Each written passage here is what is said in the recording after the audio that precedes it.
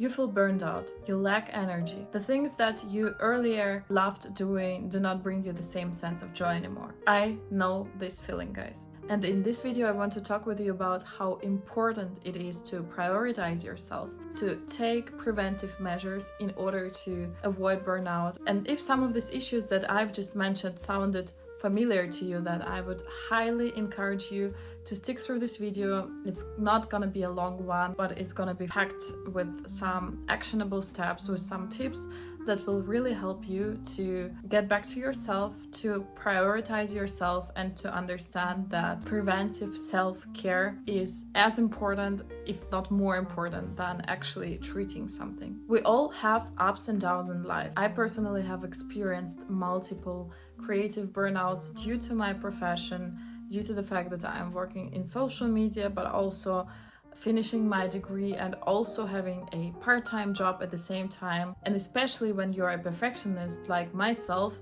burnout is something that you can easily get, because burnout always happens when your expectations do not match with the reality.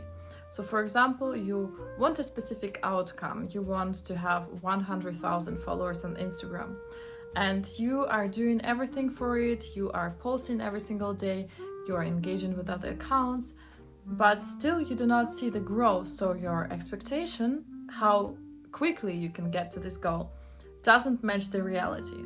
The problem with a burnout is basically that you feel like what you are doing is not enough. And oftentimes we actually tend to link our actions with our personal self-worth. It means that if you are feeling that what you're doing is not enough, then you can also link it that you are not enough. It doesn't matter at which life stage you're at, if you're a student, an employee, if you're a business owner. Everyone can experience burnout from various reasons, and this is exactly why I think it is so important to talk about it. So our body has different coping mechanisms when it comes to stress. The most, let's say, typical one is the flight or fight mode, which means that when the stress arises in your life, you are either going into the fight mode, when you're actually getting this like aggressive energy and you are utilizing it in order to survive. But there is also the flight response, actually when your body is slowly shutting down. And how do you feel that your body is shutting down? You feel lack of energy, not only the physical energy, but also you don't feel that you are able of handling the same mental problems as you did, because our brain also uses a lot of energy, and shutting down the energy is not just about the physical body, but also about our mental abilities. You also feel lack of inspiration. You feel like very tired, in the sense of you just do not want to do anything. And our body can't be under stress for a long time. So what can we do about it? The best way how you can treat burnout is to prevent burnout. I'm not a medical professional. I have read a lot of literature about treating burnouts. I have consulted my therapist when I was having burnout, and there is a very different approach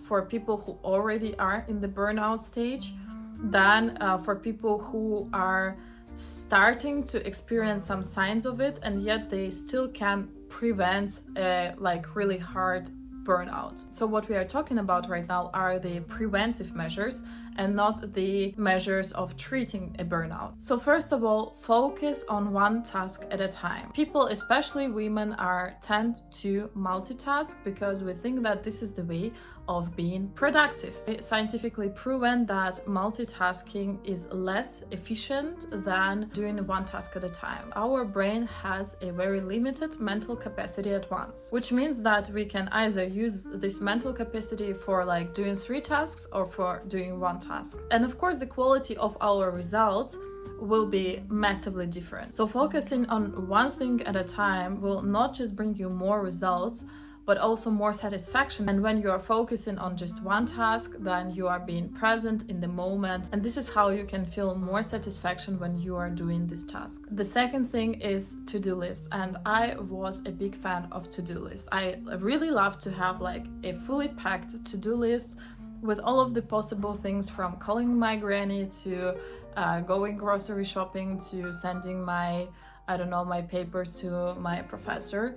Everything was on my to-do list. It actually first overwhelms you if you see a very long to-do list, and secondly, a lot of times you put things there that are not very important for you to progress in like the big picture. If you switch your to-do list to a success list where you say, I want to focus on this one thing today. There are 3 tasks that I need to do, and if I've done them, I have time and space and energy for everything else. Then I can have my rest, I can, I don't know, call my granny, whatsoever. This is a way more holistic approach than to-do list, because in a to-do list, it's very difficult to prioritize what is like more important or what is less important. And with the success list, you automatically see, okay, this is the thing that I definitely need to get done, and afterwards I can do everything else. Finally, the most important tip that I can give you is actually something that I've talked about with a friend of mine recently. His point was,